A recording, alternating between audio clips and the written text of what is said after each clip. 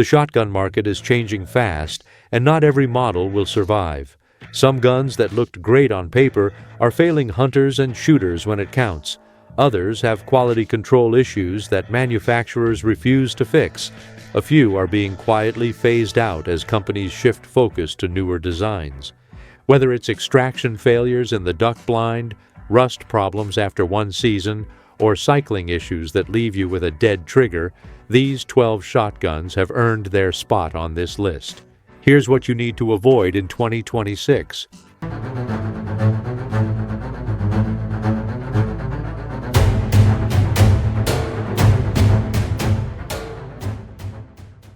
Number 12. Panzer Arms AR-12 series.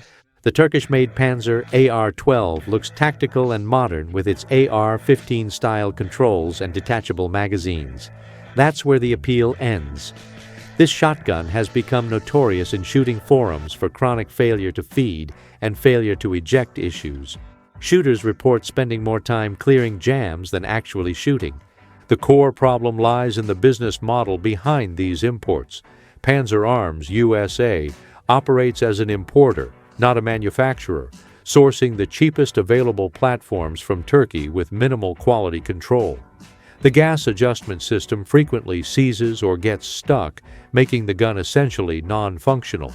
Even when it does run, the finish is rough and prone to surface rust within months. Customer service is virtually non-existent. Owners report sending guns back for repair only to receive them 6 weeks later with identical problems. The standard response is telling customers to buy high-velocity ammunition for break-in, but this rarely solves the underlying manufacturing defects.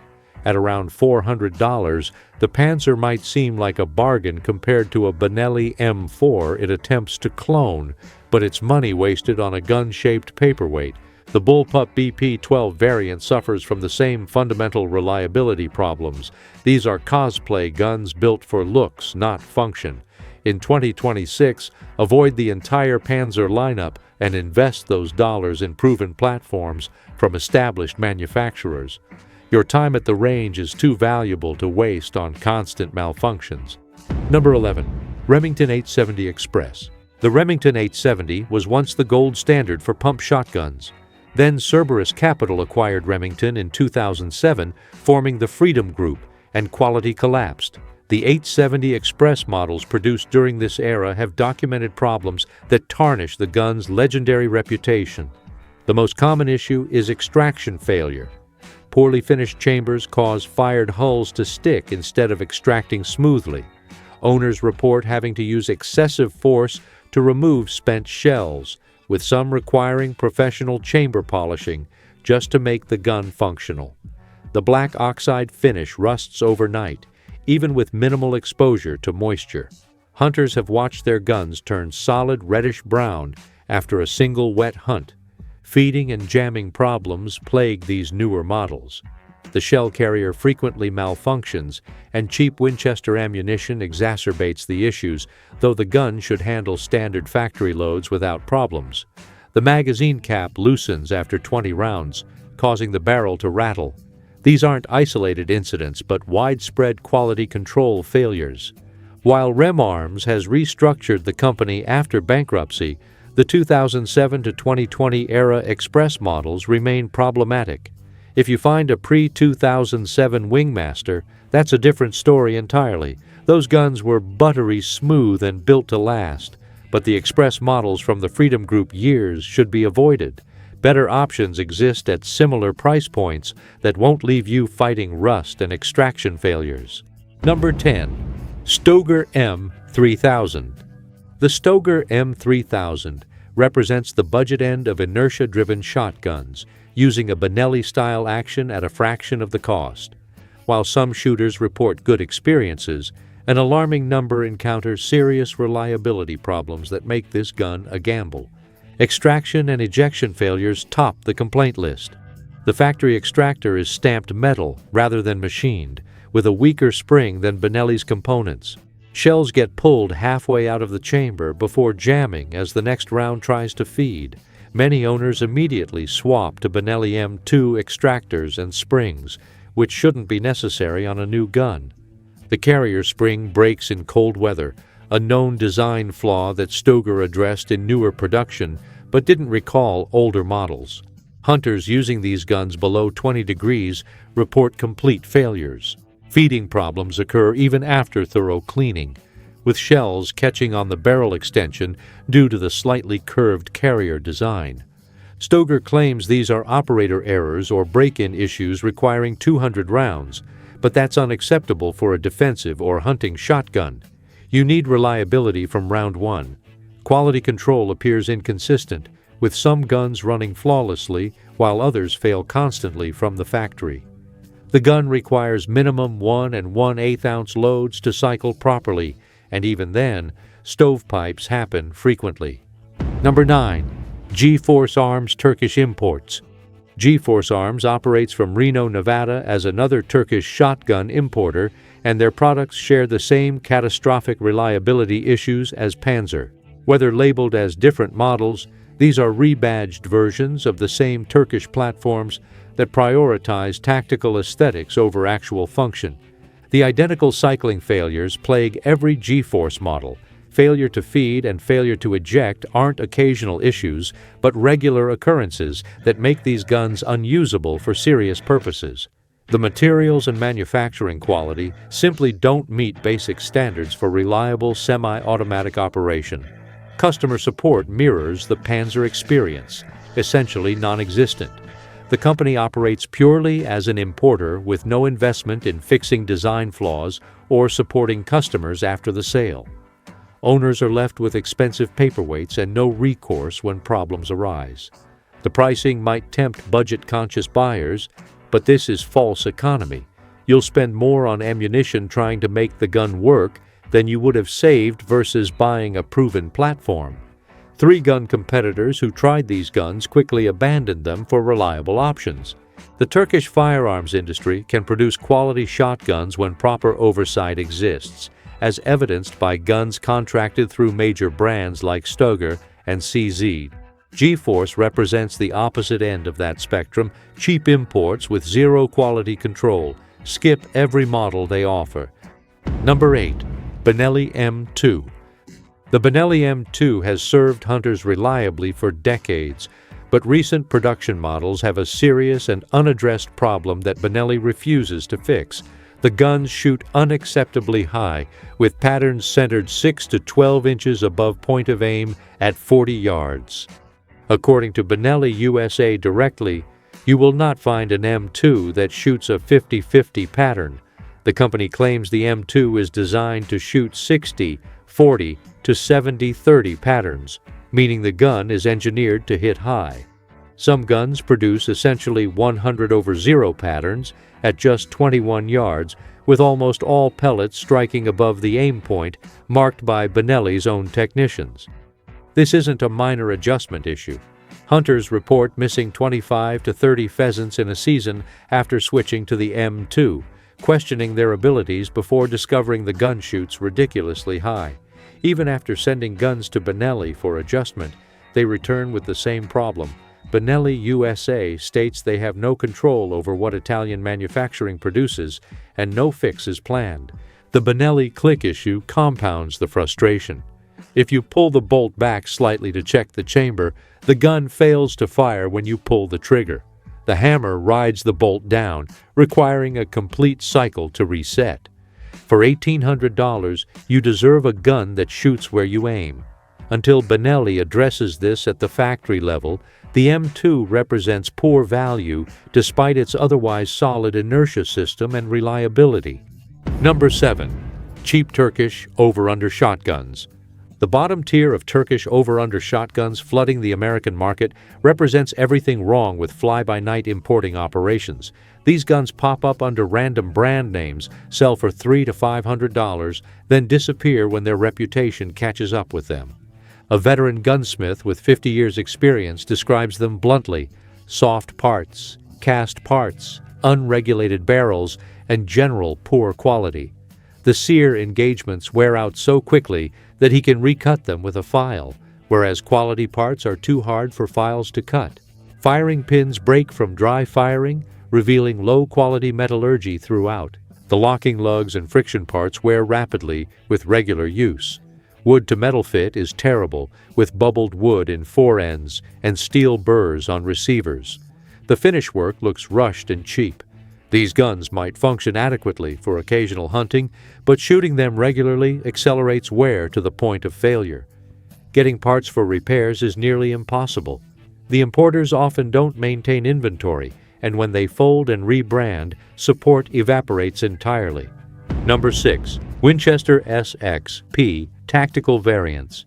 Winchester has quietly discontinued several SXP tactical variants, including the Ultimate Defender and Extreme Defender models. While the core SXP line continues, these specific configurations are being phased out as the company consolidates its catalog. The discontinuation signals Winchester's recognition that the tactical shotgun market has moved beyond these particular configurations. The SXP Extreme Defender featured a complex setup with ATI pistol grip stocks and multiple rail systems that added cost without improving functionality for most users. The Ultimate Defender, with its ghost ring sights and door breacher choke, served a niche market that apparently didn't justify continued production. Parts availability will become increasingly problematic for these discontinued variants.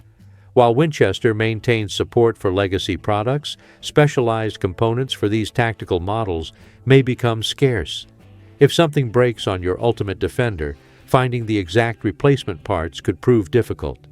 The standard SXP field and hunting models continue strong, and Winchester has introduced the new SXP Hybrid for 2025 with updated finishes and features. This suggests the company is focusing resources on mainstream configurations rather than specialized tactical variants. If you own one of these discontinued models, it still functions, but don't invest more money into customization or accessories. Number 5. Beretta A300 Ultima. Beretta's A300 Ultima tactical shotgun entered the market with promise, but encountered quality control problems in early production runs that damaged confidence in the platform. While later models improved, buyers should be cautious about which production year they're purchasing. The primary issue involved cycling failures with both light and heavy loads. Guns that should have eaten anything struggled with reliability that's unacceptable for a gas-operated system known for versatility. Some A300 Ultimas failed to properly chamber rounds or experienced stovepipes during critical use. Loading issues plagued certain units, with shells failing to feed smoothly from the magazine tube. The elevator mechanism didn't drop consistently, causing rounds to jam partway through the loading cycle. These weren't break-in problems, but fundamental quality control lapses that required factory repair. Beretta addressed many issues through production changes, but determining which version you're getting can be difficult when buying used or old stock. The gun's reputation suffered from the rocky launch, making it harder to resell if you decide to upgrade. The A300 Outlander field models maintain better quality control and reliability. Number 4. Mossberg 590RM Mag-Fed. Mossberg's magazine-fed 590RM series represents innovative thinking, bringing AR-style controls and detachable magazines to their proven pump platform. Unfortunately, the execution has been problematic since the 2024 introduction. The unique double-stack 10-round magazines looked great on paper, but proved finicky in practice. Out-of-box issues include magazines failing to seat properly, rounds not feeding reliably from the magazine to the action, and magazine release problems. Some shooters report the magazines jamming during use, requiring forceful removal. The AR pattern furniture and controls marked a departure from Mossberg's traditional Tang safety, introducing an entirely new manual of arms for loyal 500/590 users. The learning curve wouldn't matter if reliability matched traditional 590 models, but it doesn't. The magazine system introduces failure points that tube-fed 590s don't have. Quality control on early production appears inconsistent. Some units run acceptably after break-in, others have persistent problems regardless of ammunition or maintenance. For a defensive shotgun, this inconsistency is unacceptable. The standard 590 and 590A1 remain bulletproof reliable with decades of military and law enforcement proven performance. The MagFed system solves a problem most shotgun users don't actually have while creating new problems they definitely don't want. Number 3. Browning a 5. When Browning resurrected the A5 name in 2012 after a 13-year hiatus, they switched from John Browning's original long recoil system to a modern inertia-driven action similar to Benelli's. This transition created problems that plagued early production models. The bolt design from initial production runs had extractor issues that Browning eventually redesigned. The extractor pin location proved problematic, causing failures to extract fired hulls. If you examine used A5s, you can identify problematic early bolts versus improved later versions by visual comparison. Replacement bolts are available, but buyers may not know they need them. Cycling problems affected many early A5s, particularly with lighter target loads. The guns required extensive break-in periods, sometimes 500 to 1,000 rounds, before they'd reliably cycle the advertised minimum 1 1/8 ounce loads. That's unacceptable for a gun approaching $2,000. The Duratouch coating, while providing grip, deteriorates over time, becoming sticky and unpleasant. This affects appearance and resale value as the coating can't be easily refinished without complete removal. Point of aim versus point of impact issues affected some units, requiring shimming to correct.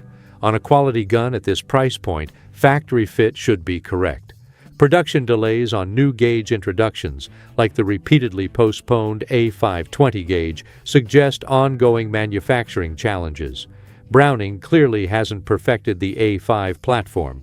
For reliable, inertia-driven performance, the Benelli Montefeltro offers better value with fewer complications. Number 2. JTS M12AR. The Chinese-made JTS M12AR Saiga-style shotgun carries an infamous reputation for chronic unreliability that makes Turkish imports look dependable by comparison. This magazine-fed semi-automatic fails at nearly everything a shotgun should do reliably. Failure to feed and failure to eject dominate user experiences. The gun struggles particularly with low brass standard velocity target loads, the most economical ammunition for practice. JTS Group essentially admits the design flaw by redefining it as a feature in their FAQ, stating the gun requires ammunition with muzzle velocity of 1,250 feet per second or higher to function. The gas adjustment system frequently seizes or becomes stuck, a critical failure that renders the gun inoperable. This isn't a maintenance issue, but a fundamental materials and design problem. The adjustment system uses inferior components that can't withstand normal use conditions. The finish is rough from the factory and prone to surface rust even with minimal moisture exposure. The quality control appears non-existent, with owners reporting out-of-box failures that should have been caught before shipping. JTS Group maintains a formal warranty process, but their approach treats the failures as normal rather than defects requiring correction. Number 1. Citadel/Black Aces Tactical. Taking the number 1 spot as shotguns to avoid in 2026 are the Citadel and Black Aces Tactical brands. These Turkish-made tactical shotguns represent the absolute bottom of the barrel in terms of quality, reliability, and customer support. Both brands operate under the same problematic importer business model: source the cheapest Turkish manufacturing available, apply tactical aesthetic features, market aggressively to budget buyers, then provide zero meaningful support when inevitable problems arise. They're barely functional gun-shaped objects designed to take your money. The reliability issues are catastrophic and universal. Failure to feed, failure to eject, failure to go into battery, light strikes, broken extractors, magazine tube problems, and cycling failures affect virtually every model. Owners report guns malfunctioning within the first box of ammunition. These aren't break-in issues or ammunition sensitivity, they're fundamental manufacturing defects. Customer service operates as damage control rather than problem solving. Companies blame ammunition, shooter technique, or claim normal break-in when customers report malfunctions. Guns sent for warranty repair return with identical problems after months of waiting. Parts availability is terrible, making repairs difficult even for gunsmiths willing to attempt them. The online reviews and forum discussions reveal a pattern: initial excitement about tactical features and low prices, followed by bitter disappointment when the guns don't work.